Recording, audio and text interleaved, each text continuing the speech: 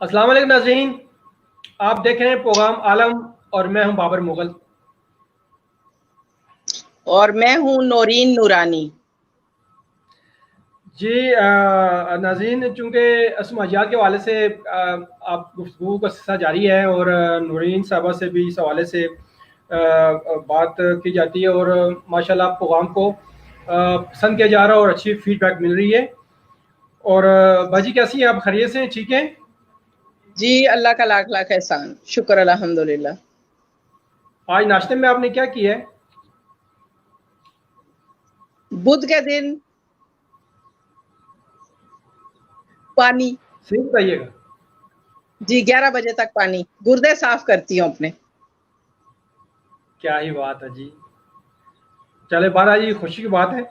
तो नूरीन साहबा, चूँकि हमारा जो प्रोग्राम जारी है इसमें क्वेश्चन रेज भी हो रहे हैं, सवालात भी आ रहे हैं, तो मैंने सोचा कि चूँकि जो सवालात आ रहे हैं वो भी आपसे डिस्कस कर लिए जाए। जी ज़रूर। तो ये हमारे आज के प्रोग्राम में कराची से काशिफ, फैसलाबाद से मुर्तज़ा और पेशावर से सिराजुल हक और लाहौर से मुर्तज़ा दुरानी ने क्वेश्चन किया। और इन्होंने इनको गठा मैंने इस वजह से कर लिया है क्योंकि इनके सवाल की नीयत तकरीबन एक ही जैसी थी।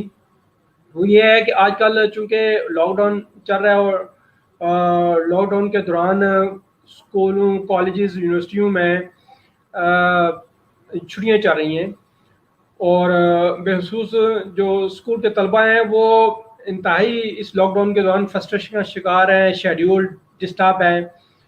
तो इन अफराद का कहने का जो मकसद है वो ये है कि इन बच्चों की जो ज़हनी और रूहानी जो तरबियत है इन छुट्टियों के दौरान जो शेड्यूल डिस्टर्ब है वो कैसे किया जाए, इस वाले से आप हमें कोई गाइड करें।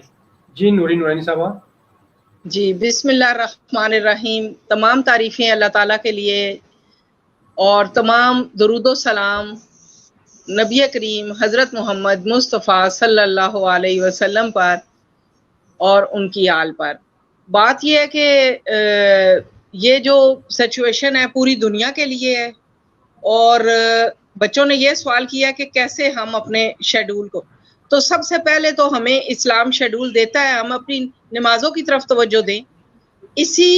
ये असल में अपने आप को वक्त देने का, अपनी आदात जो कुछ हम हर एक की आदात की जो तख्ती है उसके गले में लटक रही होती है, वो अपने आप को हर वक्त ठीक समझता है, जबकि लोग कह रहे होते हैं कि ये है। वो अपनी आदात को संवारने की तरफ तवज्जो दे सकते हैं, उस पर प्रैक्टिस कर सकते हैं, अपनी नमाजों की तरफ तवज्जो दे सकते हैं, अपनी तिलावत की तरफ तवज्जो दें, यूट्यूब पे अपने हीरोज को देखें, तारिक बिन ज़ियाद के कामों को देखें और सलाहुद्दीन अयूबी के कामों को देखें, नूरुद्दीन जंगी के कामों को देखें, हजरत अवैस करनी के अमल को देखें। और इन चीज़ों को वो जब तवज्जो देंगे तो उनकी शख्सियत में यही चीज़ें आना शुरू हो जाएंगी। और सबसे बड़ी बात कि रसूल करीम सल्लल्लाहु अलैहि वसल्लम के उस्वा हसना को पढ़ना शुरू करें, कुरान पाक को बातर्जमा पढ़ना शुरू कर दें। इसके लिए तो किसी स्कूल की भी ज़रूरत नहीं, जिसको उर्दू आती है वो बातर्जमा पढ़ना शुरू कर दे। और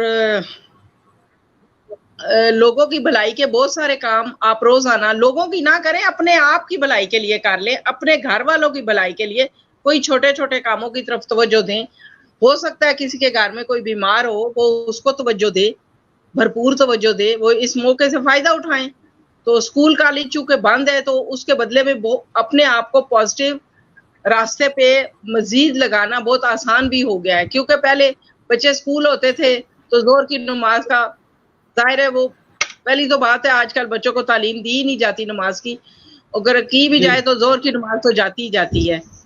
तो वो जोहर की नमाज भी मिल गई। और इस नमाज के बारे में अल्लाह पाक ने कुरान पाक में ये फरमाया है कि मैं खुशी देता हूँ, जो जोहर की नमाज पढ़ता है उसको खुशी हासिल होती है। जोहर की नमाज पढ़ो ताकि तुम्हें खुशी हासिल हो, ये ऐसे अल्लाह ताला ने बताया हुआ। और कोई جی اس میں کوئی شک نہیں، ٹائم بہت زیادہ ہوتا ہے بچوں کے پاس، تو اس کی ایک روٹین بنا لی جائے پڑھنے کی، غیر نصابی سرگرمیوں کی، اور اس طرح کی جو ایکٹیویٹیز کو شیڈول بنا لیا جائے، تبھی بچوں کا جو معاملات ہیں وہ بہتر سے بہتر ہو سکتے ہیں. تو اچھا نورانی صاحب ایبٹ آباد سے، اور گاؤں کوئی نورانی ہے ایبٹ آباد سے، سوری گورینی ہے، وہاں سے اسیب عباسی صاحب ہیں. انہوں نے سوال کیا ہے کہ آپ چونکہ ایک روحانی معالج ہیں، تو انہوں نے سوال یہ کیا ہے کہ آپ کس قسم کی روحانی علاج کرتے ہیں، وہ کیا وہ علاج کیا ہے، مطلب کس قسم کا آپ میں روحانی علاج کرتے ہیں؟ میں ہر قسم کا روحانی علاج کرتی ہوں، اور اس میں یہ کہ پڑھنے کو وظائف دیتی ہوں. روح انسان کی تبھی بے چین ہوتی ہے جب وہ اپنے اصل کام سے ہٹا ہوا ہوتا ہے. تو یہ کسی سے، میں یہ تمام دنیا کے سامنے یہ بات کر رہی ہوں کہ کسی سے اجازت لینے کی ضرورت نہیں. یہ ہمارے نبی پاک ہمیں اجازت دے کر گئے ہیں. انہوں نے فرمایا ہے کہ میری بات کو آگے پہنچاؤ، جو یہاں پہ موجود نہیں ہے وہ آگے بات کو پہنچائیں. ٹھیک ہے؟ صحیح. اچھا اس میں بابر بھائی، وہ یہ کوئی جی جی پروگرام میں کیمرہ میرا خیال آپ کا غائب ہو گیا ہے. نہیں ٹھیک ہے، کیمرہ ٹھیک ہے، آپ کی آواز آ رہی ہے، آپ کی تصویر بھی آ رہی ہے مجھے. اچھا اچھا. ٹھیک ہے، وہ بعض کا وہ سگنل پرابلمز ہوتے ہیں، فنی خرابی ہوتی ہے، لیکن ابھی وہ ٹھیک چل رہا ہے. تو اچھا جی آپ بات کر رہی تھیں.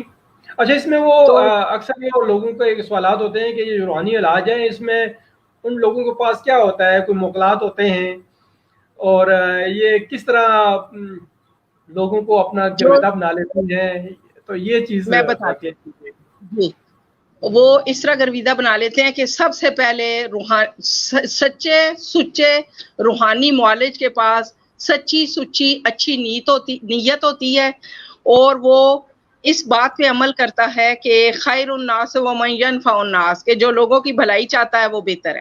ٹھیک ہے؟ تو دوسروں کی بھلائی چاہنے میں ہی اپنا بھلا ہے. اب ہمارے ہاں میں ذرا اس کی متضاد الٹ بات بھی بتا دوں کہ ہمارے ہاں جو روحانیت ہے وہ بابوں میں، پیر بابوں میں اس طرح تلاش کی گئی کہ جس نے بہت سارے مڑکے والی تسبیحاں گلے میں پہنی ہوئی ہیں، اور کڑے پہنے ہوئے ہیں، اور بالوں کی لٹیں بڑھائی ہوئی ہیں، اور بالوں میں مٹی شٹی ڈالی ہوئی ہے، اور وہ جی بابا بڑا پہنچا ہوا ہے. اس کی میں مثال، میں نے بہت سارا، میرے 34-36 سالوں میں نے بہت سارے بابوں کے حالات لکھے بھی. جو میرے پاس خواتین آتی ہیں وہ بتاتی ہیں بابوں کے بارے میں کہ ہم فلاں بابے کے پاس گئے، اس نے تو ہمارے ساتھ یہ کام کر دیا. تو وہ پھر لکھے ہوئے ہیں میرے پاس، پوری مرحلہ 4 کتابیں بنی ہوئی ہیں.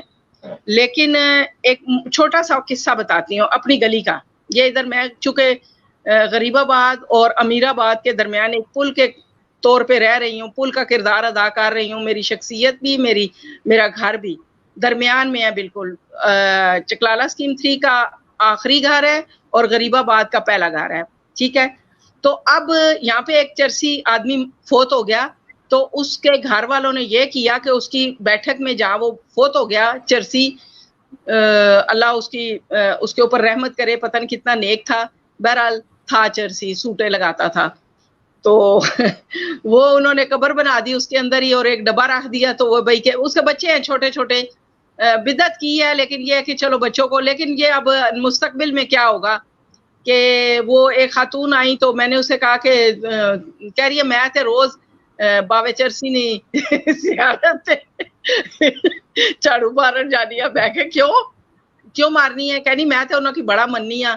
تے میں کہ اچھا تساں مننے ہو، ویسے غلط گل نہیں ہے. دیکھو نہ وہ نماز پڑھنا سی نہ پاک رہنا سی، میں خود کئی باری گزری ہاں، تو وہ اس طرح غلط ہے. لیکن وہ نہیں مان رہی. اب مستقبل میں کیا ہوگا کہ وہ ایک پہنچا ہوئی بزرگ ہستی بن جائے گا، اور لوگوں کے ایمان خراب ہونا شروع ہو جائیں گے. مستقبل کے بچوں کے لیے یہ بہت خطرے والی بات ہے، اس طرح کی یہ جو زیارتیں ہیں اور یہ چیزیں.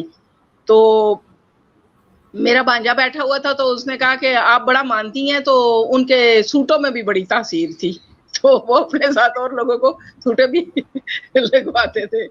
تو بہرحال اگلی نسل کے لیے بڑا خطرہ ہے کہ اب اگلی نسل کو تو نہیں پتا ہوگا کہ یہ بابے چرسی تھے یا کون تھے.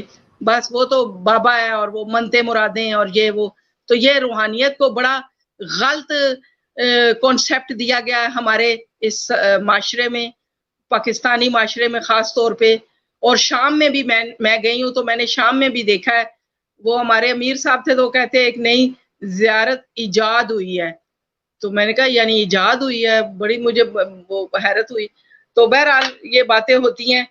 اور یہ روحانیت کے نفسیاتی اور روحانی معالج پڑھے لکھے لوگوں کے گلی محلے کی سطح پہ جب ادارے ہوں گے تو پھر یہ والی چیزوں کو مطلب بیک ہوگی. یہ ٹھیک نہیں ہے جو ہمارے معاشرے میں روحانی کانسیپٹ